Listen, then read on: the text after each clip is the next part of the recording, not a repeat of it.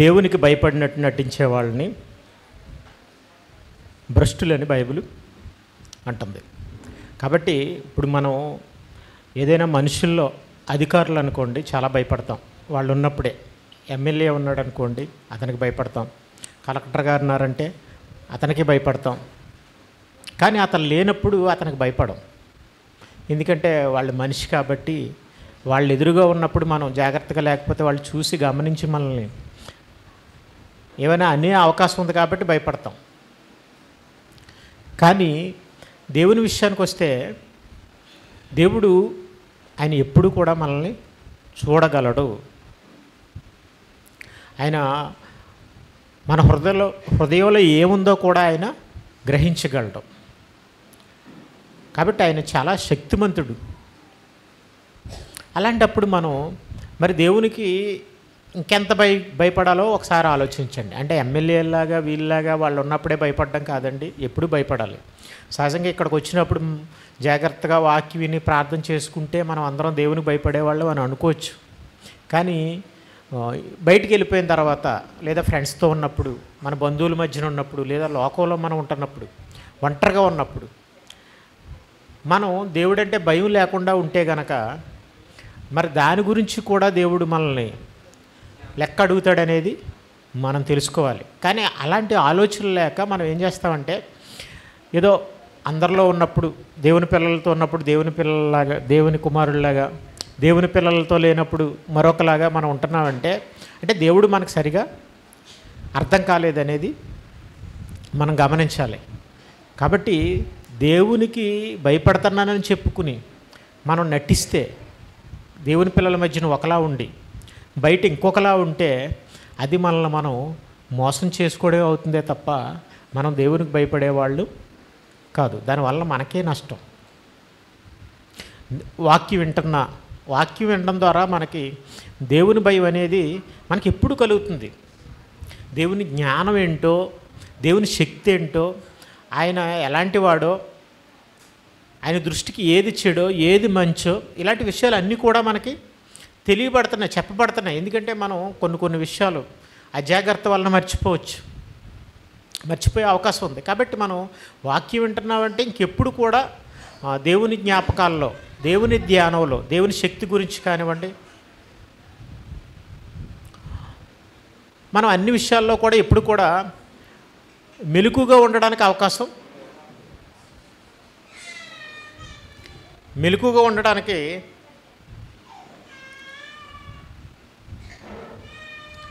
ఉంది. ఓకే, వదిలే. కాబట్టి ఒకవేళ దేవుని వాక్యం వింటూ కూడా మనం నటిస్తున్నామంటే సరిగా భయభక్తులు ఉంచట్లేదంటే అది మరీ మూర్ఖత్వం. అలాంటి పరిస్థితుల్లో మన జీవితం అనేది చాలా అస్తవ్యస్తంగా ఉంటుందండి. అంటే కొన్నిసార్లు బాగానే ఉండొచ్చు, కానీ వ్యతిరేకత అనేది, పాపం అనేది అది ప్రారంభంలో ఎలా ఉంటుందంటే స్వీట్లా ఉంటుంది, తీయగా ఉంటుంది. కానీ తర్వాత అది ఏమవుతుందంటే షుగర్ వ్యాధి రూపంలో ఉంటుంది. స్వీట్ తిన్నప్పుడు ఎలా ఉంటుంది, తీయగానే ఉంటుంది. కానీ తర్వాత అది మన శరీరం తట్టుకోలేకపోతే షుగర్ వ్యాధి రూపంలో ఉంటుంది. తర్వాత ఏ షుగర్ తిన్నా కూడా జబ్బు పెరిగిపోతుంటుంది. అలాగా పాపం అనేది ప్రారంభంలో ఎలా ఉంటుందంటే బాగానే ఉంటుంది, కానీ దాని పర్యవసానం, దాని ఫలితం అనేది దేవుడు ఇచ్చేటప్పటికి, దాన్ని బట్టి దేవుడు మనల్ని దండించేటప్పటికి దాని పర్యవసానం అనేది భయంకరంగా ఉంటుంది. కాబట్టి బైబిల్ ఏం చెప్తుందో సామెతల గ్రంథం 22వ అధ్యాయం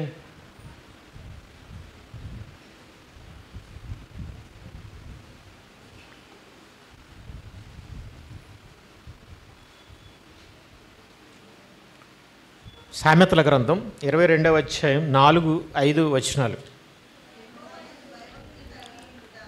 యెహోవా యందు భయభక్తులు కలిగినుట వినయమునకు ప్రతిఫలము, ఐశ్వర్యమును ఘనతయు జీవమును దాని వలన కలుగును. యెహోవా యందు భయభక్తులు కలిగినుట వినయమునకు ప్రతిఫలం. ఫస్ట్ అంటే దేవుని యందు భయభక్తులు కలిగి ఉండాలంటే దేవుని యందు భయభక్తులు కలిగి ఉండాలంటే కూడా వినయం అనేది ఉండాలి. దేవుని యందు భయభక్తులు అనేవి దేనికి ప్రతిఫలమట? వినయమునకు. సో వినయము విధేయత అని అంటారు.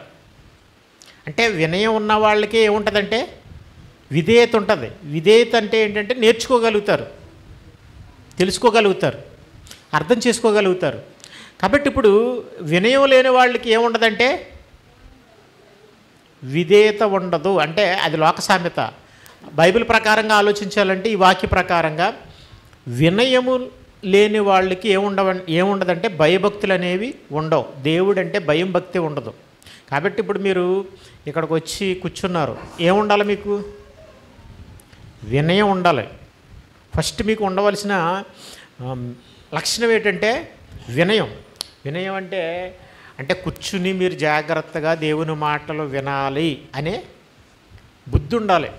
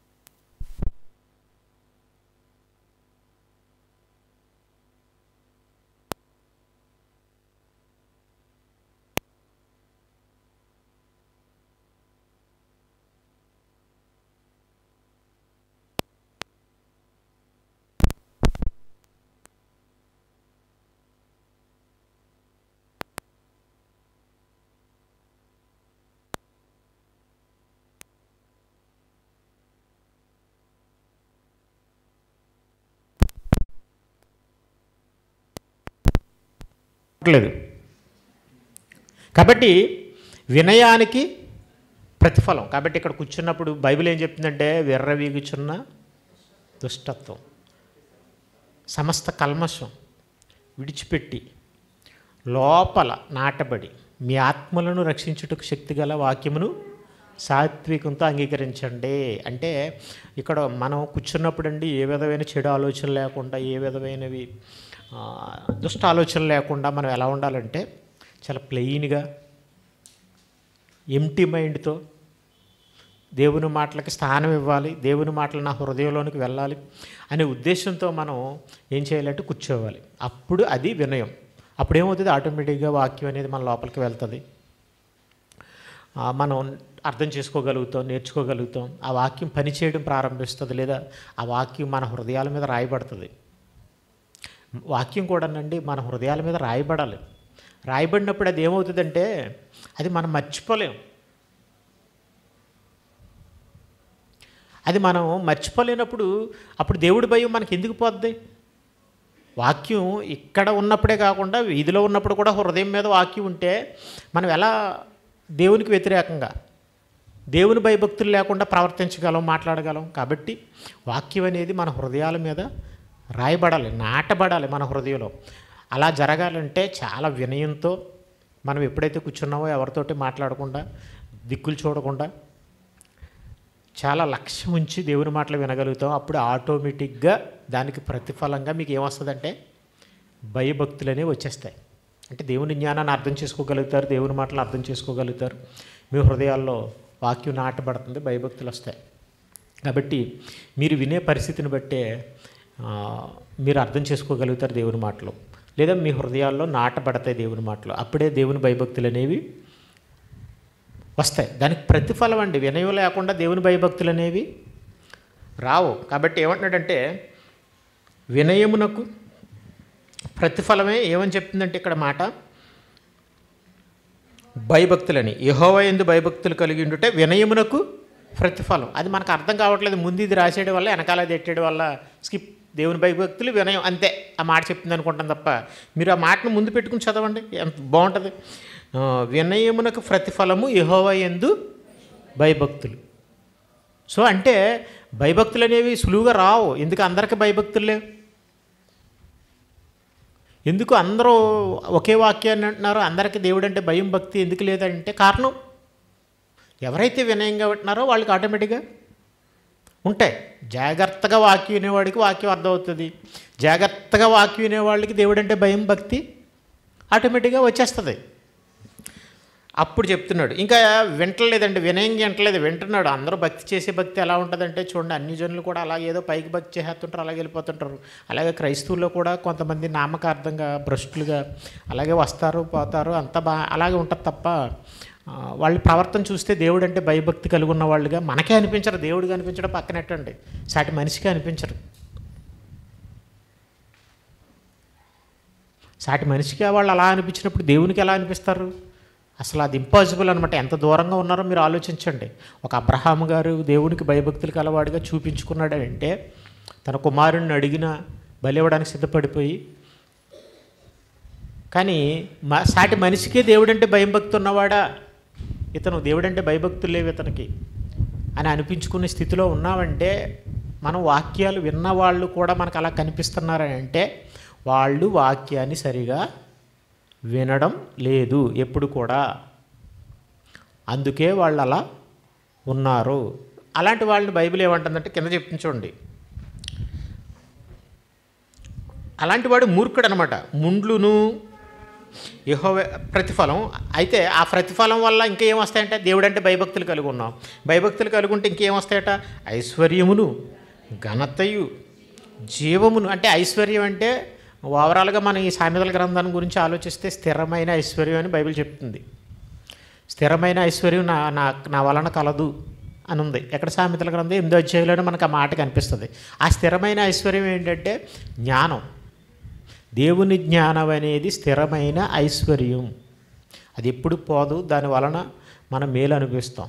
మనం ఈ డబ్బు అనేది అస్థిరమైంది, ఉంటుంది పోతుంది. దేవుని జ్ఞానం ఉందనుకోండి, ప్రపంచంలో కూడా మీకు ఆహార పదార్థాలు లేకపోయినా దేవుడు పోషిస్తాడు. దేవుని జ్ఞానం ఉందనుకోండి, నీకు శక్తి లేకపోయినా, కష్టపడే శక్తి లేకపోయినా దేవుడు ఏదో ఒకలా నిన్ను పోషిస్తాడు. అది దేవుని స్థిరమైన ఐశ్వర్యం వల్ల, జ్ఞానం వలన కలిగేది.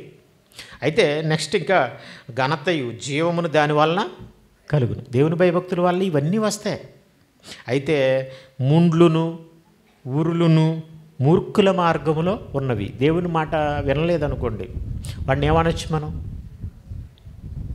దేవుని మాటను లక్ష్య పెట్టట్లేదండి, పట్టించుకోవట్లేదు, ఏదో అలా భయభక్తులు ఉన్నట్టుగా నటించడమో కూర్చుని వెళ్ళిపోవడం చేస్తున్నాడు అనుకోండి, అలాంటి వాళ్ళని మనం ఏమనొచ్చు? మూర్ఖుడు అనొచ్చు. అందుకని ఇక్కడ ఏమంటున్నాడంటే మళ్ళీ మూర్ఖుల త్రోవలో ఏముంటాయంటే, అలా మూర్ఖంగా వెళ్ళిపోయావు అనుకోండి, నీ చివరికి నీ జీవితం ఎలా మారిపోద్దంటే, అంటే ఇంట్లోనే ఉంటావు, మంచి నేల మీద నడుస్తావు, పట్టు పరుపుల మీద పడుకోవచ్చు, మంచి మంచమే ఉండొచ్చు, అన్నీ బాగానే ఉండొచ్చు, డబ్బు అన్నీ ఉండొచ్చు, కానీ ఆ మార్గంలో నీకు ఏముంటాయంటే కనిపించని ముళ్ళు ఉంటాయి.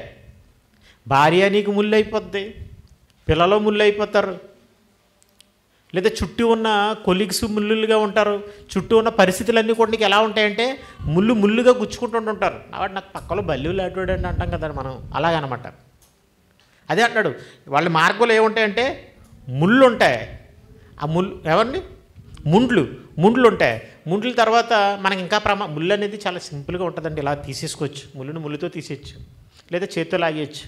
అది పల్లేరికాయ లాంటి ముళ్ళు అనుకోండి, పెద్ద లోపలికి వెళ్తుంది. ఎందుకంటే పల్లేరికాయ ఎలా ఉంటుంది, ముళ్ళు ఉంటుంది తప్ప చిన్న ముళ్ళు ఉంటుంది, లావుగా ఉంటుంది. అందుకనే మనం ఏం చేస్తామంటే ఆటలాడుకునేటప్పుడు కొంచెం మూర్ఖంగా ఉంటాం, గ్రౌండ్లో ముళ్ళు గుచ్చుకుంటుంటాయి. మా చిన్నప్పుడు అలాగే ఆడుకునేవాళ్ళం. స్కూల్లో ఆడుకున్నప్పుడు మాకు ఎక్కువ అక్కడ పచ్చని గడ్డిలా ఉండేది, అందులో ఎక్కువ పల్లేరికాయలు ఉండేవి. మరి ఆట ఆడడం మానేస్తామా? మానం. ఎందుకంటే కొంచెం మూర్ఖంగా ఆడేస్తాం, చెప్పులు వేసుకుంటాం, వేసుకోం. ఎందుకంటే పల్లెరిగా గుచ్చుకున్నా అమ్మ అంటాం, మళ్ళీ తీసేస్తాం, మళ్ళీ ఆడేసుకోవచ్చు, పెద్ద నొప్పి కూడా ఏముండదు. ఇంకా తర్వాత ఏముంటాయంటే ఊర్లు ఉంటాయి. ఊరంటే ఎలాంటిదంటే అది నన్ను ఏం చేస్తుంది, నేనేమన్నా వేసుకుంటానని నువ్వు అనుకుంటావేమో,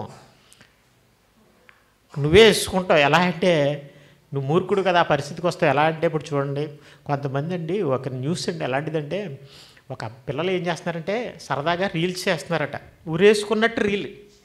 ఉన్న వాళ్ళందరూ ఎవరు అనుకుంటున్నారు అక్కడ? 5 సంవత్సరాలు, 4 సంవత్సరాలు, 6 సంవత్సరాల పిల్లలండి. వీళ్ళు ఏం చేస్తున్నారంటే షూట్ చేస్తారు. వాళ్ళకి ఎలాంటి ఐడియా వచ్చిందో చూడండి. షూట్ చేయడం అనమాట, ఊరేసుకున్నట్టు నటించడం రీల్ అనమాట. వాడు ఏం చేశాడంటే ఊరేసుకున్నాడు, కానీ నిజంగా పడిపోయింది ఎవరికి? పిల్లోడికి. పడిపోతే వీళ్ళందరూ ఏమనుకుంటున్నారంటే ఒరే ఊరేసుకున్నట్టు నటిస్తున్నాడు అనుకుంటున్నారు. ఇది న్యూస్ అండి, నిజమే. ఊరేసుకున్నట్టు సెల్ ఉండడం వల్ల ఎంత పని చేస్తున్నారు చూడండి. సెల్ చేసిన చిత్రాలు ఎలా ఉన్నాయంటే సినిమా కూడా షూట్ చేయాలనిపిస్తుంది వాళ్ళకి, రీల్స్ షూట్ చేయాలనిపిస్తుంది. వాళ్ళే చేయడం పెట్టి మన చిన్నపిల్లలైనా రీల్స్ చేసేద్దాం అనిపిస్తుంది. ఉరిపడిపోయింది. వీళ్ళందరూ అనుకున్నారు అయ్యో వీడు భలే యాక్ట్ చేస్తున్నాడు అనుకున్నారు. మరి ఇంకెంత రియల్గా జరుగుతుంది అనుకుంటే ఎలా ఉంటుంది? బాబు వచ్చి దగ్గరికి వచ్చి భలే యాక్ట్ చేసాడని దగ్గరికి పట్టుకుంటే చచ్చిపోయాడు. తల్లిదండ్రులు చెప్పారు, ఏం చేస్తారండి, ఎవరేం చేయగలరు? పోనీ వాళ్ళ తల్లిదండ్రులు ఏవైనా వద్దురా నీకు సెల్ వద్దురా అంటే ఊరుకుంటారా? ఆ ఏజ్ వాళ్ళకి ఎందుకంటే సెల్ లేకపోతే బ్రతికే లేదంట. ఒక పిల్లోడిని మరి ఆ క్వశ్చన్ ఎందుకు ఇచ్చారో మనకు తెలియదండి. సెల్ మీద వ్యాసం రాయమన్నారట స్కూల్లో టీచరు. రాయమంటే వాడు ఏమని రాశాడంటే తెలుసా? సెల్ లేకపోతే మూడ్ బాగోదు అంటే మూతి ముడుచుకుంటాడని అర్థం. వాడు రాసిన విధానం ఎలా ఉందంటే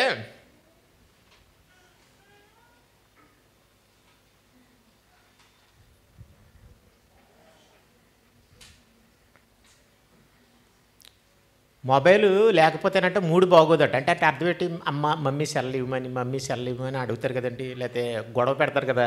అప్పుడు మీరు ఏం చేస్తారు ఇవ్వకపోతే అంటారు కదా, అదనమాట వాడి ఉద్దేశం. మూడు బాగోదట. మూడు బాగోకపోతే చదువు రాదు. చూసారా, మూడు బాగుంటేనే చదువు వస్తుందంట. అంటే చదువు వస్తుందట. నెక్స్ట్ చదువుకపోతే ఉద్యోగం రాదు. ఎక్కడికి పెట్టాడు చూడండి, వాడు ఎంత తెలివిగా ఆలోచించాడు. ఉద్యోగం రాకపోతే డబ్బు రాదు, డబ్బు లేకపోతే ఆహారం లభించదు. ఏదో పాఠం కొట్టేసాడండి. వర్షం ఎందుకురా అంటే అలాంటి పాఠం కాపీ కొట్టి రాసాడు ఈడు. ఆహారం లేకపోతే చూడండి, మళ్ళీ ఈడే ఆహారం లేకపోతేనంట అందవికారంగా మారిపోతామంట, చిక్కిపోతాడట. అప్పుడు ఎవరో ప్రేమించరు. మళ్ళీ ఎక్కడికి వెళ్ళేటట్టు చూడండి, ఉద్యోగం రాదు, అందం ఉండదు, ఎవరో ప్రేమించరు. సో కాబట్టి సెల్ ఉండాలి, ఉద్యోగం ఉండాలి, అన్నీ ఉండాలి, తినాలి, శుభ్రంగా అందంగా ఉండాలి, అందరూ ప్రేమించాలి. పెళ్ళి కూడా చేసుకోరు చూడండి. సెల్ లేకపోతే పెళ్ళి కూడా అవ్వదంట. ప్రేమించరంట సెల్ లేకపోతే ఉద్యోగం రాదంట, సెల్ లేకపోతే డబ్బులు ఉండవంట. ఇదేనండి ఎడి తిరిగి అప్పుడు ఒంటరిగా ఉండి డిప్రెషన్లోకి వెళ్ళిపోతాం. చూడండి, మళ్ళీ అక్కడే ఎంతలోకి వెళ్ళాడు, మళ్ళీ డిప్రెషన్లోకి వెళ్ళిపోతే అనారోగ్యానికి గురై చనిపోతాం. చూడండి, సెల్లో రీల్ చేసి చచ్చిపోతాడు, అది కనపడదండి. తర్వాత వాడి చివరి కన్క్లూజన్ ఏమని ఇచ్చాడంటే తెలుసా? No mobile no life. No mobile no life అంటే మొబైల్ లేకపోతే జీవితమే లేదు. కన్ఫర్మ్ చేసాడు కదండి, వివరించాడు కదా జాగ్రత్తగాని. టీచర్ గారు 10 మార్కులు వేశారట. ఆవిడ ఇందులో 10 మార్కులు వేయవలసింది ఏముందండి? ఇందులో ఆవిడికి 0 మార్కులు వేయాలి. ఎందుకంటే మొబైల్ అనేది ఏంటనుకుంటున్నారు? సమాచారం ఇచ్చిపుచ్చుకోవడానికి అంతే. ఒక లెటర్ లాంటిది. పూర్వకాలం లెటర్లు రాసుకునే వాళ్ళు ఇప్పుడు దాన్ని డైరెక్ట్గా ఫోన్ ద్వారా మాట్లాడుకుంటున్నాం. కాబట్టి ముందు ఈ టీచర్ గారిని ఏం చేయాలంటే బయటికి పంపించేయాలి. 10 మార్కులు వేసిందటండి ఆవిడ. అంటే ఆవిడ కూడా అదే టైప్ అనమాట.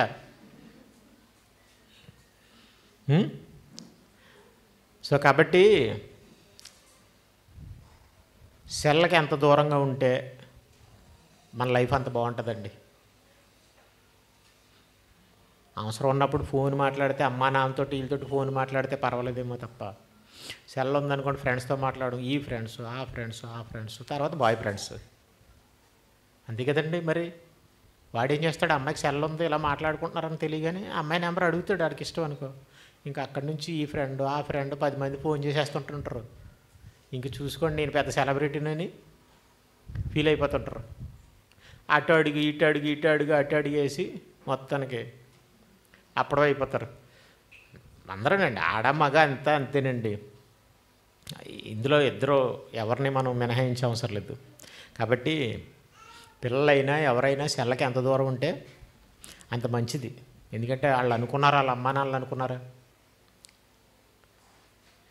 సెల్లిస్తే మా పిల్లలు ఒక చిన్న రీల్ చేద్దామని చెప్పేసి, ఆ రీల్ ఏదో పోనీ సినిమా రీల్ చేసినా పర్లేదు, ఏదో యాక్టర్ల రీల్ ఏదో డైలాగ్స్ చేసినా కొద్ది గొప్ప బతుకుండేవాడు. ఏంటి ఊరేసుకోవాలనే రీల్ ఏంటండి బాబు?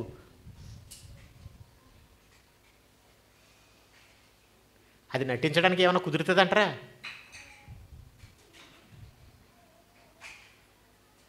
సినిమా వాళ్ళే ఊరేసిన రీల్ చూపించాలంటే పైన చూపించి కింద చూపించరు, కింద పీట చూపించరు, అంతే కదండి. మరి వీళ్ళు నిజంగా మొత్తం స్కోప్లో తీసేస్తారు వీళ్ళు. అందుకేనేనండి ఫెయిల్ అయిపోయారు వాళ్ళు, చచ్చిపోయారు. పిల్లోడు చచ్చిపోయాడు అందుకనే. అలాగే ఒక పిల్లోడు ఏం చేశాడంటే సెల్ అడిగితే ఇవ్వలేదని చెప్పేసి కాల్లో పడిపోయాడు హైదరాబాద్లో. మా పిల్లోడు కనపట్లేదని పోలీస్ స్టేషన్లో కంప్లైంట్ ఇచ్చారు. చివరికి చూస్తే శవం తీసుకొచ్చారు, అప్పచెప్పారు. తండ్రి ఆశ్చర్యపోయాడు. సెల్ ఇవ్వలేదని ఇలా చేస్తాడని అనుకోలేదని అన్నారు. కాబట్టి జాగ్రత్త, మీ పిల్లలకు కూడా ఒక సెల్ కొనండి. కొనేసినా చచ్చిపోతారు, కొనకపోయినా చచ్చిపోతారు. మరి అంతే కదండి. ఇప్పుడు మీకు ఏమనిపిస్తుంది? కొన్నా చచ్చిపోతారు, పాడైపోతారు ఏదో రీల్స్ చేసి. మరి ఒక అమ్మాయి ఏం చేసింది తెలుసా? రీల్స్ చేస్తూ చేస్తూ సెల్తో రీల్స్ చేస్తూ చేస్తూ ఇలా ఏలబడే సీన్ చేద్దాం అనుకుంది. ఏంటి 2 అంతస్తులు ఎక్కి ఏలబడుతుంటే ప్రియుడు పట్టుకోవాలన్నమాట. పడ్డం పొరపాటును వదిలేశాడు, చచ్చిపోయింది. మరి మామూలు రీల్స్ చేస్తే ఎవరు చూడరు కదండి. రోడ్డు మీద పడి రీల్స్ చేస్తున్నారు, రోడ్డు మీద కూర్చొని డ్యాన్స్ చేసి డ్యాన్స్ చేసేస్తారు. కింద మీద ఏదో కాలు పిల్లల కుట్టేసుకుంటారు కాళ్ళు చేతులని. పొరపాటున ఏ కారు వచ్చింది అనుకోండి ఏమైపోతారు?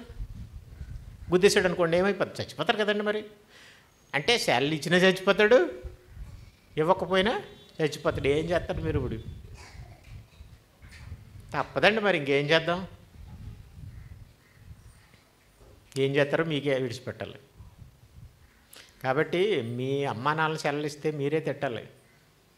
అర్థమైందా మీకు? మీ అమ్మా నాన్నలు సెల్లిస్తుంటే మీరే అనాలి ఏమని, ఎందుకమ్మా అలా సెల్ల వాడుతున్నామని. అప్పుడు కానీ వాళ్ళకి బుద్ధి రాదు, మీకు బుద్ధి రాదు. అలాంటి పేరెంట్స్లో పిల్లల్లా ఉండాలి మీరు. ఎందుకంటే యేసుప్రభువు వారు ఏమన్నారండి? నా తండ్రి పనుల మీద ఉండవాలని మీరు అడగరా. కాబట్టి అందరూ మూర్ఖులైతే ఇంకేం చేస్తామంటే మరి ఇంట్లో భర్తకు సెల్లు ఉంటే భార్యకు కూడా ఉండాలి. ఇది ఎక్కడ చూద్దామండి? అందరికీ సెల్లలు ఎందుకంటే అవసరం అంటారా? అంటే వాక్యాలు చూడడానికి ఏదో అవసరం అన్నారు అనుకోండి, మరి వాక్యానికే వాడాలి, ఇంక దేనికి వాడకూడదు. వాక్యానికి తక్కువ వాడతారండి, తక్కిన విషయాలకి. కాబట్టి ఎక్కువ శాతం మీరు వాక్యం వినేసి ఊడబడిసేది ఏమీ ఉండదు. కానీ ఒకళ్ళకే ఎట్టుకోండి సెల్లు, ఒకరికి కూడా ఎట్టుకోకపోయినా పర్వాలేదు. ఎందుకంటే మీరు సెల్ వాడుతున్నారంటే ఖచ్చితంగా 350 రూపాయలు నెలకు బిల్లు కడుతున్నారని అర్థమైపోయినట్టే లెక్క. నెలకు 350 రూపాయలు. ఒకప్పుడు కేబుల్కి 100 రూపాయలు 150 రూపాయలు వేయించాలంటేనే గింజిపోయేవాళ్ళు. ఇప్పుడు 350. దేవుడికి ఎంత ఇస్తారు? సెల్లకే 350 పోతుందంటే దేవుడికి ఎన్ని సెల్లు ఉంటాయి? అన్ని 350. సో కాబట్టి పరలోకం పక్కనెట్టి మన పాతాళాన్ని పిలుచుకున్నట్టు ఉంది. ఇది కొంచెం జాగ్రత్తగా ఆలోచించండి అమ్మా. కాబట్టి మనం దేవుడు అంటే భయం లేకపోతే ఏమొస్తుందంటే మూర్ఖుడు అనమాట. ఆ మూర్ఖుల మార్గంలో ఏముంటాయంటే ముళ్ళు ఉంటాయి, ఉరులు ఉంటాయి.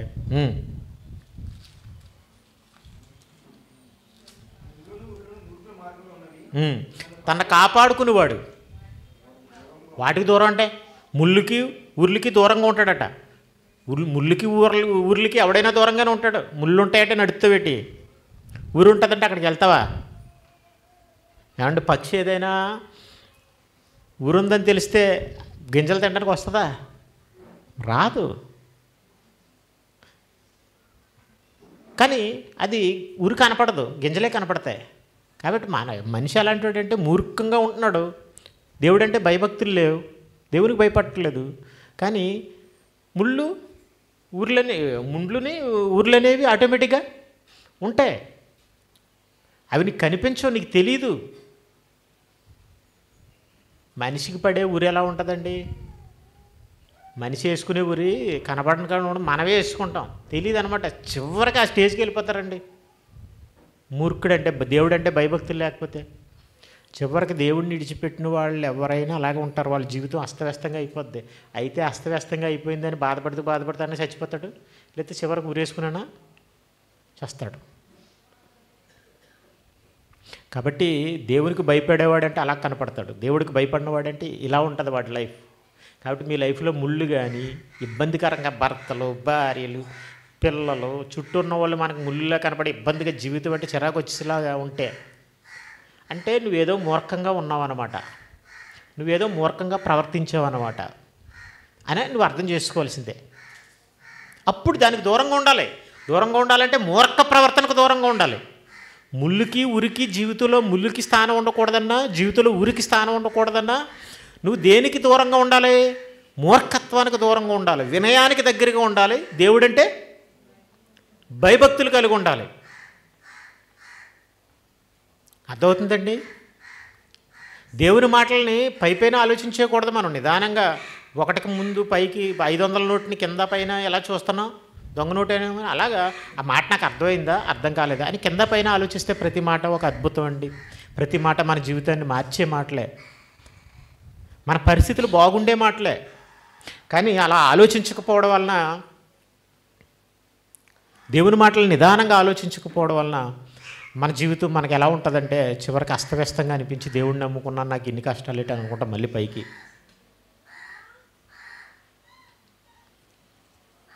దేవుడిని నమ్ముకున్న నా పరిస్థితి ఎలా ఉందేటి అంటావు. దేవుడిని నమ్ముకున్నా నువ్వు దేవుడి దగ్గర వినయంగా లేవు, దేవుడంటే భయభక్తులు లేవు, మూర్ఖంగానే ఉన్నావు. మరి ఉర్లు ఉంటాయి అన్నప్పుడు మరి ఉండకూడదా? దేవుని మాట అబద్ధం అయిపోలే తర్వాత మళ్ళీని. సో కాబట్టి మనం చేసే మూర్ఖపు పనులకి చివరి ఎండింగ్ ఏంటనుకుంటున్నారు? ఇదే ముండ్లు ఊరులు. నేను జాగ్రత్తగా ఉంటాను, అమ్మమ్మ నేను గట్టివాడిని అనుకుంటాను, ఏం లేదు, చివరికి అదే అక్కడే స్టార్ట్ అవుద్ది, అక్కడే ముగుస్తుంది.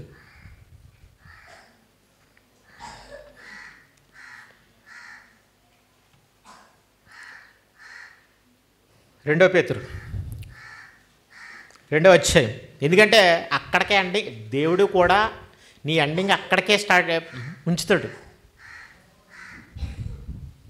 కాబట్టి దేవుడే నీకు ఆ విధానాన్ని ఉంచాడు అనుకోండి, ఆ వేలో నీకు అన్నీ జరిగేలా ఉంచాడు అనుకోండి, నువ్వు తప్పించుకోగలవా?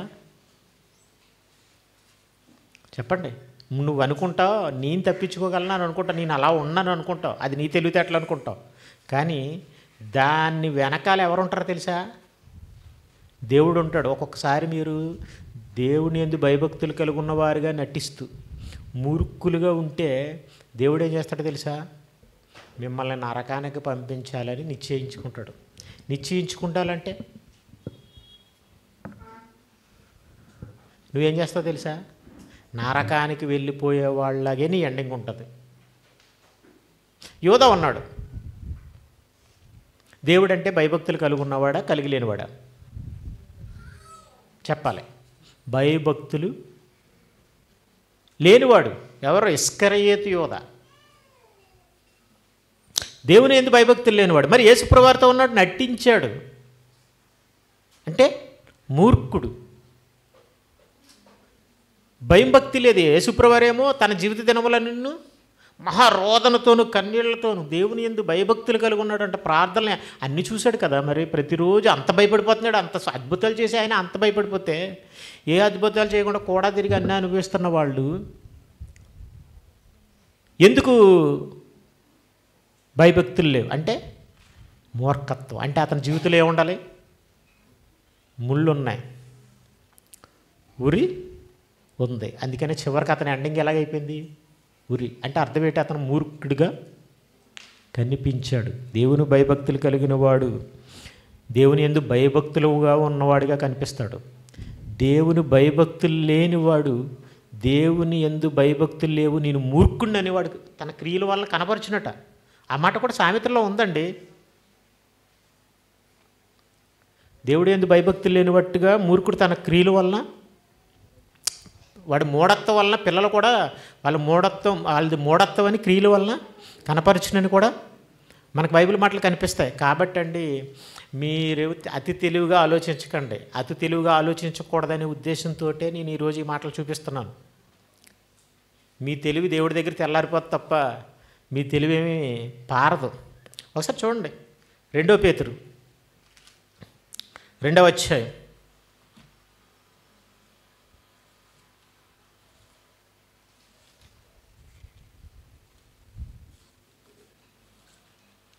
2 పేతురు 2వ అధ్యాయం 6 నుంచి 10 వచనాలు. మరియు సొదొమ గొమొర్రాలను ఆయన సొదొమ గొమొర్రాల పట్టణాలను భస్మం చేసి ముందుకు భక్తిహీనులకు వారికి వాటిని దృష్టాంతములుగా ఉంచుటకై వాటిని నాశనం విధించి. సొదొమ గొమొర్రాలు అంటే వ్యభిచారానికి రికార్డ్ అనమాట. వాళ్ళు అంత వ్యభిచార సంబంధమైన ప్లేస్ మరొకటి లేదు. వ్యభిచారులు అనమాట ఆ దేశంలో ఉన్న వాళ్ళందరూ, ముసలోళ్ళు కానీ పిల్లలు కానీ అందరూ భయంకరమైన వ్యభిచారులు. స్త్రీతోటే కాదు కానీ వాళ్ళు పురుషులతో కూడా వ్యభిచారం చేసే అంత వ్యభిచారులు. స్త్రీలను రేప్ చేసేవాళ్ళు కాదు వాళ్ళు, పురుషులను కూడా రేప్ చేసేవాళ్ళు. అంటే మీకు అర్థం కావడం చెప్తున్నానండి. ఇప్పుడు ఎవరైనా ఒక అమ్మాయిని అత్యాచారం చేశాడు అనుకోండి, వాడిని ఏమంటాం? కామాంధుడు అంటావా, మృగం అంటావా? ఒక అబ్బాయిని రేప్ చేశాడంటే చెప్పండి, దానికి మాటలు లేవండి. కాబట్టి ఇప్పుడు మీకు సిచ్యువేషన్ అర్థం కావాలి. అలా రికార్డు సృష్టించిన వాళ్ళు ఏం చేశాడంటే భయంకరుల్ని అగ్నిగంధకాలు కురిపించి కాల్చేశాడు. ఆ పట్టణాల్లో మూలకు కూడా లేకుండా. అసలు భూమి మీద ఆ ప్లేస్ లేదండి, ఇప్పుడు ఆ ప్రాంతం లేదు, ఎవరో నివసించేయాలి. ఎందుకంటే దృష్టాంతం, నాయన మీరు అలా ఉన్నారంటే ఆ పని నాకు నచ్చదు, ఇదిగో వీళ్ళు చేశాను, మీకు కూడా చూసుకోండి సినిమా అన్నాడు. మనం కూడా చూడండి, మన చిన్నప్పుడు మనం ఏమైనా చేసామనుకోండి, ఆయన ఫోటోలు పెట్టుకుంటామా? ఎందుకు? అమ్మో చిన్నప్పుడు అలా ఉండేవాడిని, అమ్మ ఇలా ఉండేవాడిని అని. మనకి ఎన్ని ఫోటోలు అండి ఈ ఇమేజినేషన్ చేసుకోవడానికి, ఈ మాటల్లోంచి మనం అది ఊహించుకోవాలి. ఆ ఫోటో పెట్టుకోవాలి అక్కడ. అబ్బా నువ్వు ఇలా ఈ వాక్యం పెట్టుకున్నావంటే చిట్టుకన్నా ఇగో మన ముందున్న వాళ్ళు ఇలా చచ్చిపోయారు, నీకు కూడా ఉంటుంది అప్పడం పెళ్ళి, నువ్వు ఏదో రోజు అయిపోతావు, మాడిపోతావు, చూసుకో అని అనమాట. నీకు ఏంటంటే నరకం అని దృష్టాంతంగా ఉండడానికి వాళ్ళు చేశాడట. అయితే దుర్మార్గుల కామ వికారయుక్తమైన నడవడి చేత, చూడండి వాళ్ళని ఏమన్నాడంటే దుర్మార్గులు అన్నాడు, కామ వికారమైన కామం కలిగిన వాళ్ళు అన్నాడు. వాళ్ళ నడవడి బహు బాధపడిన నీతిమంతుడు. అంటే అక్కడ ఒక నీతిమంతుడు ఉన్నాడు. అతను ఎవరంటే అబ్రహాము కనుసనల్లో పెరిగినవాడు. అతను చెప్పినా కూడా మారలేదు. వాళ్ళకి చెప్పి చెప్పి చెప్పి చెప్పి బాధపడిపోయాడంట అతను. బహు బాధపడిన నీతిమంతుడగు లోతును తప్పించును. బాధపడినోడిని ఏం చేశాడు? కాచ్చా దేవుడికి చంపేసినా పర్వాలేదండి, ఎందుకంటే పరలోకి ఇచ్చేస్తాడు, పరదేశికి వెళ్ళిపోతాడు. కానీ భక్తులని తప్పిస్తాను, అవసరమైతే శారీర మరణం పెద్ద మరణం కాదు, భక్తుల్ని తప్పిస్తాను అని చెప్పడానికి, భక్తిహీనులను కాల్చేస్తాను, భక్తిమంతులను తప్పిస్తానని చెప్పడానికి చెప్తున్నాడు అనమాట. ఇదొక దృష్టాంతం. ఆ నీతిమంతుడు వారి మధ్య కాపురం ఉండి తాను చూచిన వాటిని బట్టి వినిన వాటిని బట్టి వారి అక్రమమైన క్రియల విషయంలో దినదినము నీతిగల తన మనసును బాధపడ్డాడట. అంతే తప్ప చూసి ఆనందించి విని అబ్బబ్బబ్బా భలే జరిగింది అని అనుకోలేదట. అయితే మన మధ్యన కూడా అలాంటి సంగతులు జరుగుతుంటాయి కాబట్టి చూడకండి. ఈ సెల్లల్లో చాలామంది కొంతమంది అశ్లీల చిత్రాలను చూస్తుంటారు. ఇలాంటివన్నీ మనం వింటున్నాం కదండి న్యూస్లో. మీకు మొబైల్ ఎలా ఓపెన్ చేస్తే చాలండి, ఏదో ఓపెన్ చేస్తే ఏవో వల్గర్గా ఉండే ఇమేజెస్ కనపడుతుంటాయి. ఆనందపడిపోకండి, నొక్కకండి. నొక్కితే ఇంకో విషయం చెప్పమంటారా, నొక్కితే ఎక్కడికి వెళ్ళిపోతాయి. నొక్కితే సెల్ హ్యాక్ అయిపోవచ్చు, మీ బ్యాంక్ అకౌంట్లో హ్యాక్ అయిపోవచ్చు, మీ డబ్బులు కూడా పోవచ్చు కొన్ని సందర్భాల్లో. మీరు ఏంటి అనుకుంటున్నారు? అది ప్రతిదీ కూడా ఒక గేలం. సాతాను నీకు వేసే గేలం, సాటి మనిషి నీకు వేసే గేలం. మనం దేనికి పడిపోతామో అందరికీ తెలుసు.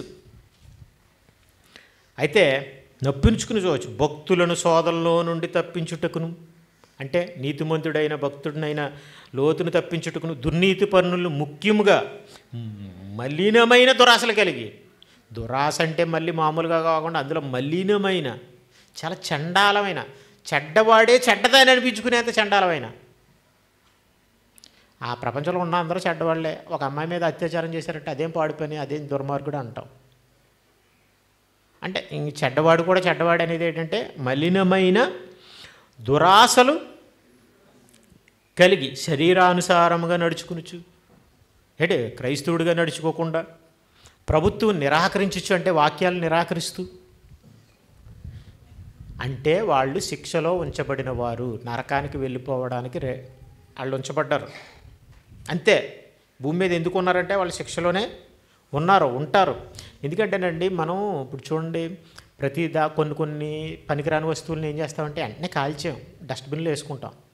డస్ట్బిన్లో వేసిన తర్వాత ఏం చేస్తామంటే ఒకసారి బయటేసి కాల్చేస్తాం. దేవుడు కూడా అలాగా వాళ్ళని ఏం చేస్తాడంటే డస్ట్బిన్ లాగా టెంపరీగా అలా ఉంచుతాడనమాట సజీవులుగా. శిక్షలో ఉంచబడిన వారట, తీర్పు దినమునకు వాళ్ళ నరకంలో వేయడానికి కావలిలో ఉంచుటకు ప్రభు సమర్థుడు. అంటే అలా ఉంచి ఒక్కరోజునే వేస్తాడట. కాబట్టి అప్పుడు కూడా ప్రభు ఏంటంటే, అది మనం అనుకుంటాం పర్లేదులేండి దేవుడు ఏం చేయట్లేదు, చూస్తూ చూడనట్టు ఊరుకుంటున్నాడు అని అనుకుంటామేమో. కాదండి, తీర్పులో ఉంచుతున్నాడు అన్నమాట, సమర్థుడట. అందుకని ఏమంటాడంటే, వీరు తెగువ గలవారు, స్వేచ్ఛాపరులు, మహాత్ములు దూషింపక వెరవకి ఉన్నారంటే వాక్యాలను కూడా పక్కన పెట్టేస్తారంటున్నాడు. ఇంకా చూడండి 2వ తెస్సలోనికీ పత్రిక. దేవుడు మిమ్మల్ని ఇంకా నచ్చరు, మారరా అని అనుకున్నప్పుడు దేవుడు ఏం చేస్తాడు, మారకుండా ఉంచేస్తాడటండి. ఎందుకంటే వాక్యానికి మనం వెయిట్ ఇవ్వట్లేదు కాబట్టి ఆ పరిస్థితి తెచ్చుకోకూడదండి. వద్దండి, దేవుడికి కూడా కొంచెం కొద్దిగా గొప్ప సింపతి ఉండాలి మన మీద, వీళ్ళని మారే అవకాశం ఇద్దామని. 2వ తెస్సలోనికీ రాసిన పత్రిక 2వ అధ్యాయం 11వ వచనం. ఇందుచేత వాక్యాలని నమ్మకుండా పట్టించుకోకుండా మోసగాళ్ళలాగా నచ్చినట్టుగా బ్రతికేసి నీ నీతిమంతుడు అని అనుకున్నట్టుగా ఉంటే కనుక శిక్షావిధి, అంటే శిక్షావిధి పొందడానికి కావల్లో ఉంచుతున్నాడు. ఆ కావలు ఏంటనుకుంటున్నారు, ఆ జైలు ఏంటనుకుంటున్నారు. చూడండి, హీరింగ్ జరిగేంతవరకు కొంతమంది రౌడీని ఏం చేస్తారంటే సబ్ జైలు పెడతారు, సెంట్రల్ జైలుకి పంపించే ముందు. అలాగా శిక్షావిధి పొందుటకే కావలిలో ఉంచుతాడు అన్నాడు. అక్కడ కావలి ఏంటంటే అబద్ధము నమ్మినట్లు మోసం చేసే శక్తిని దేవుడు వారికి పంపుచున్నాడు. మనం అనుకుంటాం వాక్యాన్ని నమ్మకుండా ఉండడం, నచ్చినట్టుగా ఉండడం దేవుడికి ఇష్టమేమో అనుకుంటాం మనం. కాదండి, అబద్ధం నమ్మినట్లు మోసం చేసే శక్తిని పంపాడు అనుకోండి, నువ్వు చివరికి మూర్ఖుల్లాగే ఉండి నీకు అస్సలు వాక్యాన్ని కొంచెం కూడా వెయిట్ ఇవ్వకపోతే, వాక్యానికి అస్సలు భయపడకపోతే చివరికి మోసం చేసే శక్తిని పంపుతాడు. నిన్ను కావల్లో ఉంచుతాడు, నేను నిజంగా నరకానికి వెళ్ళిపోయేలా కనపడతావు. ఎవరిలా? యోధల. తెలుసా మీకు? కాబట్టి భక్తిమంతుడు కనపడతాడు, భక్తిహీనుడు కూడా కనపడతాడు. కనపడకుండా ఏమి ఉండడు. పరలోకానికి వెళ్ళిపోయేవాడు ఎవడో కనపడతాడు కొన్ని సందర్భాల్లో నరకానికి వెళ్ళిపోయేవాడు ఎవడో కూడా కనపడతాడు. కాబట్టి దేవుడు అంటే భయం భక్తి ఉండడం అనేది చాలా ముఖ్యం. భయభక్తులు ఉంటున్నానని చెప్పుకోవడం కాదు, భయభక్తులు ఉన్నవాడు ఎలా ఉండాలో అలా ఉండాలి. అందుకనే ఇంకా బైబిల్ ఏం చెప్తుందంటే వినయం అనేది ముందు ఉండాలి. వాక్యం చెప్పేటప్పుడు వినయం లేకపోతే మీ జీవితంలో దేవుడు అంటే భయభక్తి ఉండదు. మీ జీవితంలో దేవుడు అంటే భయభక్తి లేకపోతే మీరు మూర్ఖులుగా ఉంటారు. మూర్ఖులుగా ఉంటే మీరు నరకానికి పోయే విధంగా మోసం చేసే శక్తి పంపబడుతుంది. ముళ్ళు ఉంటాయి, మళ్ళీ జీవితంలో ఊర్లు ఉంటాయి. ఏం కావాలి చెప్పండి? నేను అంటాను వాక్యం జాగ్రత్తగా వినంటమ్మా, దూరంగా కూర్చోండి, దగ్గరగా కూర్చోండి, అక్కడ కూర్చోండి, ఇక్కడ కూర్చోండి అని అంటుంటే వినరే. వాక్యం చెప్తున్నాను చెప్పి ఎవరొకరితోటి మాటలు అంటే ఎక్కడికొందో చూడండి సిచ్యువేషను. కానీ నువ్వేమంటావు అంటే నా జీవితం బాగోలేదు. జీవితం బాగోలేదంటే నువ్వు బాగుంటే ఈ జీవితం బాగుంటుంది. ఏమంటే వచ్చి మాయ రోగం కాకపోతే వచ్చి కూర్చుని వినంగా వినడానికి ఏంటంటే రోగం? ఎలాగో వచ్చావు కదా, ఎలాగో ఎంతో కష్టపడి దూరం నుంచి వచ్చావా, స్నానం చేసి వచ్చావా, అన్ని పనులు మానుకుని వచ్చావా, మేకలు లాక్కొచ్చినట్టు లాక్కొచ్చావు. వేట వేయడానికి తీసుకెళ్తుంటే మేక ఏమవుతుందండి, వెనక్కి కాళ్ళు పెడుతుంది. అలా మనసే వద్దు అనిపించినా కూడా ఏదో ఒకలా తీసుకొచ్చినోడు ఇక్కడ కూర్చుని జాగ్రత్తగా వినయంతో భయభక్తులతో విను, కాసేపు అయినా నటించడం పక్కనెట్టి నిజంగా విను. అప్పుడు వాక్యం ఏం చేస్తుంది? నిన్ను మారుస్తుంది. లేకపోతే దేవుడు ఏం చేయాలి చెప్పండి? దేవుని వాక్యం కూడా మార్చలేదా అంటే అదే మార్చడానికి అక్కడ లోపలికి చోటిస్తే కదా ఎవడైనా మార్చడానికి, ఎవరినైనా వినయంగా వింటే కదా. ఏ ఒక్కరోజైనా వినయంగా వింటే ఆటోమేటిక్గా మారిపోతాం. మరొక మాట తీసుకు ముగించేద్దాం. తర్వాత వచనాలు, తర్వాత సంగతులు కొన్ని విషయాలు మనం వాళ్ళకి కలిగే మేలు లేట్ అనే విషయాలు వచ్చేవారు ఆలోచిద్దాం. యోబు గ్రంథం 28 వచ్చిన అది వద్దండి, సరే చూద్దాం. తర్వాత ఇంకొక మాట చూద్దాం. చూడండి, యెహోవా యందలి భయభక్తులే జ్ఞానమని ఆయన సెలవు ఇచ్చింది. చూసారంటే వినయం లేకపోతే జ్ఞానం రాదండి, జ్ఞానం లేకపోతే భయభక్తులు ఉండవు. యెహోవా యందు భయభక్తులే జ్ఞానం. ఎంతకాలం వినండి, భయభక్తులు లేకపోతే జ్ఞానం ఉండదు. జ్ఞానము భయభక్తులు రెండు ఒకటే. భయభక్తులు అన్నా ఒకటే, జ్ఞానం అన్నా ఒకటే. నాకు బైబిల్ రాలేదంటే అర్థం నీ జ్ఞానం నీ భయభక్తులు ఏమన్నది. చూడండి మాట ఎలా ఉందో చూడండి, వినడానికి అర్థం చేసుకోవడానికి నమ్మడానికి కొంచెం కష్టంగా ఉండేవి, కానీ బైబిల్ చెప్పి కూడా ఆలోచిస్తే అది తప్పే కాదు. యెహోవా యందు భయభక్తులు కలిగి ఉంటే జ్ఞానం నాకు మూలం. ఇప్పుడు మీలో ఎంతమందికి దేవుని జ్ఞానం తెలుసు? ఇప్పుడు మీరు అందరూ చెప్తారు పిక్చర్ అంతా మీరు ఎక్కడికి వెళ్ళిపోతుంది, పిక్చర్ మీరు ఎక్కడికో ఊహించుకుంటారు, ఏదేదో ఊహించుకుంటారు. మీకు మేము తీసుకొచ్చి వెళ్ళిపోతాయి కానీ అర్థం కాదు. ఆలోచించమ్మా, ఏమన్నా యెహోవా యందు భయభక్తులు కలిగి ఉంటే జ్ఞానం. మీకు అందరికీ జ్ఞానం భారతదేశ ఏ సంవత్సరాలు నేర్చుకోండి. నాకు డబ్బొద్దు, కానుకలొద్దు, మీ డబ్బులు వద్దని మీరు ఎలా పెట్టేసిన మీటింగ్ పెట్టేసిన పర్వాలేదు, వాకి చెప్పండి, కానుకలు చెప్పండి. మీరు జ్ఞానం నేర్చుకోవాలి, మీ వాక్యం నేర్చుకోవాలి. డబ్బులు వద్దు కాదండి, డబ్బు చాలా ఉంటాయి, డబ్బు చాలా అవసరం కదండి. మరి మీరు చెప్పండి, మీకు డబ్బొద్దా? మీ బతుకుతున్న మీకే డబ్బు వద్దు అంటే కావాలని అనుకుంటే ఆ బతుకుని దేవుడి కోసం చేసిన డబ్బు అవసరం లేదా? దేవుడు పని చేయాల్సిన డబ్బు అవసరం లేదా? అది కూడా సమాజానికి కూడా దేవుడు మాటలు అందించాలనుకున్న వాడికి డబ్బు అవసరం లేదా? అని దగ్గర ఈ వాక్యం అంతా యూట్యూబ్ ఇలా వెళ్ళాలి, స్ప్రెడ్ అవ్వాలి, లేదా మంచి జ్ఞానం చెప్తున్నాం ఇది ప్రజలందరికీ చెప్పాలి అని అనుకున్నవాడు డబ్బుద్దా? చెప్పండి. ఎందుకు వద్దంటే ఉన్నా లేకపోయినా కనీసం ముందున్న వాళ్ళైనా వినేవాళ్ళైనా మంచి మనసు ఉండాలి వాళ్ళకి, మనల్ని అర్థం చేసుకుంటేనే కదా వాక్యం వింటారు, ఇది అంత ఎందుకు చేస్తున్నాం అని తెలుసుకోవడానికే. డబ్బు కోసం ప్రసంగం చేయను, మీ డబ్బులు వద్దు, మిమ్మల్ని డబ్బులు ఇచ్చిన ఇవ్వకపోయినా ఏ కూడికి పెట్టినా ఎక్కడ పెట్టినా ఏం పెట్టినా ఎలా పెట్టినా ఏ పట్టించుకోవడం కారణం అదే, మీకు అది దేవుడిని చేయించాలి, వీధుల పనులకు వెళ్ళాలి అని ఎన్నాళ్ళు ఉంటారండి అసలు. కానీ మీ అందరూ చాలామంది మీ అందరికీ దేవుడు జ్ఞానం తెచ్చండి, మీకు ఎన్నాళ్ళు నేర్చుకున్నారండి అసలు, ఎన్నాళ్ళు నేర్చుకొస్తున్నారు? మీరు జ్ఞానం చెప్పట్లేదా? వంట ఉండడం రోజు నేర్చుకుంటారు అనుకోండి, నేర్పించిన అవసరం ఉండే వచ్చేదా? పిల్లలు చెప్పండి, నేర్పించాలి, నేర్పించుకొని పెళ్లి చేస్తారు అనుకోండి, అక్కడికి వెళ్ళిన తర్వాత ఏం చేస్తారు? ఒకటి మీద ఫీల్ అవుతారు, తర్వాత అడ్మిట్ కానీ గుర్తించారు కదా, అమ్మ నుంచి వస్తున్నాయి కదండి, అడ్మిట్కి వచ్చేస్తుంది. సో కాబట్టి మీరు నాలుగు వింటున్నారంటే వాక్యం నేర్చుకోలేదంటే నాకైతేనండి మీకు నాకు ఏం తెగలేదు చెప్పుకోవాలంటే, మీకంటే వేస్ట్ ఫీల్, మీకంటే మామూలుగా ఉండేవాడిని, నేను అలసలుగా ఉండేవాడిని. నేను నేర్చుకున్నానే ఏంటి రెండో మాట ఉందండి, ఇద్దాం సంగతి కదా. 20 వచ్చాను 11వ వచ్చిన నా కుమారుడా జ్ఞానం సంపాదించి, దేవుడు ఎక్కడంటే మనం ఏమి ఇచ్చినా కూడా దేవుడు సంతోషించండి. ఏంటంటే జ్ఞానం సంపాదిస్తే సంతోషిస్తాను అంటాడు. మీ పిల్లలు మన పిల్లల దగ్గర మనం డబ్బు ఆశిస్తామా, వాళ్ళు చదువు కూడా ఆశిస్తారు? మీరు చెప్పండి, డబ్బులు ఆశిస్తారా, చదువు కూడా ఆశిస్తారా? రే నీకు నెలకి తీసుకొస్తున్నాను, లెక్కేసుకో, తర్వాత ఎన్ని కూడా వడ్డీ తీర్చేయాలంటారా? అదేమో ఆలోచించరండి. ఏం ఆలోచిస్తారంటే చదువుకుంటాడా, ఏదో చదువు రావట్లేదు, చదువు రావట్లేదు తప్ప, ఇది డబ్బు చదువు కూడా చదువు రావట్లేదని ఆలోచిస్తాం తప్ప, ఈ డబ్బు ఎలా కావాలి, డబ్బు ఎలా రావాలి దగ్గర నుంచి ఆలోచిస్తామండి. ఆలోచించండి. దేవుడు కూడా అంటాడు, నా కుమారుడా సంపాదించు, సంతోషపరిచు, ఎందుకంటే అప్పుడు నన్ను నిందించే వారితో ఎందుకంటే నేను నా మాట నీ దగ్గర ఉంటే ఆ మాటలు అర్థమైతే నా మాటగా నువ్వు మాట్లాడగలుగుతావు, నా మాట నువ్వు మాట్లాడగలుగుతావు, అప్పుడు బాగుంటుంది. ధైర్యంగా నన్ను చాలా నిందించేస్తాడు దేవుడు, నాకు చూసుకోవాలి బాగుంటుంది. మళ్ళీ తిట్టేవాడు ఎట్లా మన బూతులు కదా చెప్పండి. మిమ్మల్ని ఎవరైనా ఏమైనా తిట్టడం బూతులు నేర్చుకోలేదా? నేర్చుకో, దేవుడు తిట్టుండి తిడతావా? చెప్పాలా? జ్ఞానం చెప్పాలా? జ్ఞానం చెప్పాలి. కాబట్టి నేర్చుకోవాలి. అదే సొలొమోను గారు కూడా జ్ఞానం అడిగారు, అంతే అనిపించింది. ఎలాగైనా సరే జ్ఞానం నేర్చుకోవాలనుకున్నాను. మాస్టర్ వాళ్ళు వాక్యం చెప్పాలి, మహా అంకం కట్టుకున్నాను అనుకోండి, మామూలు అంకం కాదు ఇది. నాకే ఒకవేళ ఆలోచించుకుంటే నేను లైఫ్ని ఒక ఎక్కడ చూపించాను అనుకోండి, దేవుడు నాకు స్టడీ చూపించాను అనుకోండి, అంతే నాది నీ చెప్పాలంటే దేవుడు చూపించాడు అనుకోండి, అర్థం బాగా.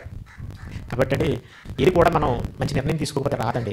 యెహోవా యందు భయభక్తులే జ్ఞానం అని చదివించాడట. ఈ జ్ఞానం కావాలంటే దేవుడి ఇంత భయభక్తులు కావాలంటే భయభక్తులు జ్ఞానమే భయభక్తులు అంటే అర్థం ఏంటంటే అది రెండు రావాలంటే ఏముంది? భయభక్తులు రావాలంటే ఏమే ఉండాలి?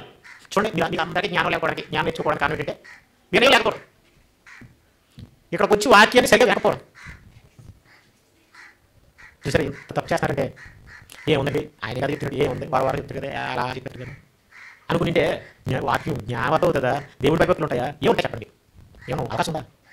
సో కాబట్టి మీరు ఏం చేయాలంటే చూడండి, గాడికి అంటే ఈ గుర్రానికి ఏం చేస్తారు తెలిసి గంటలు కడతాను ఇంకో తెలుసా? మనం అలా వెళ్దాం, పొలాలు అనుకోండి, పక్కన దిగిపోద్దండి. దిగిపోతే మనం వెళ్ళడం పక్కకి దాని లాగడానికి అక్కడ ఆగిపోవాలి. కాబట్టి ఏం చేస్తానుకుంటున్నారు? డబ్బులు కడతారు. అలా మీరు ఏం చేయాలంటే గాంతలకు వచ్చి పక్కకుండా చెవులు తూలేట్టుకోవాలి, పక్క వేసుకొని పడకుండా నోటి ఏం చేయాలంటే చెక్క పెట్టుకోవాలి, మా పరిణామ మాసలా కాకుండా ఇవన్నీ జాగ్రత్తగా ఉండి ఇక్కడికి వచ్చి ఏం చేయాలి? వింటే అప్పుడు ఏమవుతుందంటే వినయం వచ్చేస్తుంది, భయభక్తులు వచ్చేస్తాయి, జ్ఞానం వచ్చేస్తుంది. కాబట్టి జ్ఞానం లేనివాడు భయభక్తులు లేనివాడే, మూర్ఖుల్లో ఉన్నవాడు భయభక్తులు లేనివాడే. కాబట్టి నాకైతే మీ దగ్గర ఎవరి దగ్గర అయితే వాకి లేదు ఇల్లు, మీరు ఎక్కడికి వాకి నేర్చుకోలేదు, మీరు ఎవరికి ఏమైనా అడిగితే సమాధానం చెప్పలేదు, ఏమైనా అడిగితే దేవుని జ్ఞానం అసలు ఏం చెప్పలేరు. అంటే మీరు ఏం చేయలేదంటే దేవుడు అంటే భయభక్తులు లేవు. అలా కూడా నాకు అప్పుడు కనపడుతుంది, సోమర్లో ఉంటుంది. మరి మిమ్మల్ని చెప్తే మీరు కోపడిపోతారండి. ఏమో వాకి మీకు ఎలా ఉంటుంది? బాధ వచ్చేస్తుంది. బాధ వచ్చి చచ్చి మన ఇళ్ళ భాష నన్ను అన్నారు బాబాయ్, నన్ను అన్నారు బాబాయ్, నా మీద కోపం తీసుకుంటాం. అదే తప్ప ఈ దేవుడి మాటలు మనం చదివించుకుంటే మనమే బాగుంటుంది తప్ప మనమే బాగుంటాం. అన్న పాస్టరే ఇలా చెప్పిన పాస్టరే నీకు గొప్ప చెప్పి కదా, గొప్ప కనపడి నిన్న అర్థం చూపిస్తుంది కదా. దేవుడు అలా చూపించండి, మనం ఎవరైనా పనిచేసారు అనుకున్నాను చెప్పాం, దేవుడి వాక్యం నేర్చుకున్నాడు అనుకుని చెప్పాం, కష్టపడి నేర్చుకుంటే. కాబట్టి భయభక్తులు కలిగిన వారు ఎవరో దేవుడికి కనపడతారు, మనుషులకు కూడా కనపడతారు. దేవుడు ఏం చేస్తాడంటే ఇప్పుడు అందరి దగ్గర స్కానింగ్ మిషన్ ఉంటుంది, హాస్పిటల్ దగ్గర పక్కన ఆ స్కానింగ్ మిషన్లో ఏమేమి ఉన్నాయి కంప్లైంట్ కూడా తెలిసిపోతుంది. మన జాగ్రత్తగా ఆలోచిస్తే తెలిసిపోతుంది. తెలిసిపోయి కూడా మనం ఏం చేయాలంటే చెప్పలేం. అక్కడ టెస్ట్ చెప్తే ట్రీట్మెంట్ చేసుకుంటే టెస్ట్ చెప్పాను కానీ చెప్పాలనుకోండి ఆ హాస్పిటల్ దగ్గర వెళ్ళిపోతాం, పడిపోతాం. అర్థండి, అవసరం అయితే చచ్చి మానేస్తాం, మొదటికే మోసం వస్తుంది. సో కాబట్టి అండి జాగ్రత్త అండి, భయభక్తి కలిగి ఉండే వారిలో మిమ్మల్ని మీరు నిరూపించుకోండి. మీకు తెలిసిపోద్ది, మనకి తెలిసిపోద్ది ప్రసంగాలు ఎందుకంటే మీకు తెలియాలని. మీరు భయభక్తి కలిగి ఉన్నవారు కారు మూర్ఖుల్లో ఉంటారా? మీ జీవితంలో ఊళ్ళు ముందు ఉన్నాయా? అయితే భయభక్తులు లేవు, వినయం లేదు. నెక్స్ట్ జ్ఞానం లేదా? అయితే కూడా భయభక్తులు లేవు, వినయం కూడా లేవు. రాసుకోండి, ఇద్దరిని కూడా దేవుడు భయభక్తులు లేని వాళ్ళని ఇస్తాడు, జ్ఞానం లేని వాడిని ఇస్తాడు, మూర్ఖులు ఇస్తాడు. ప్లస్ ఏంటంటే వాళ్ళ పరిస్థితి కావాలంటే కవలం వాళ్ళు ఉంటారు, కానీ మూడు ఏదో కూడా అయిపోతాం. ప్రపంచం వచ్చేవారు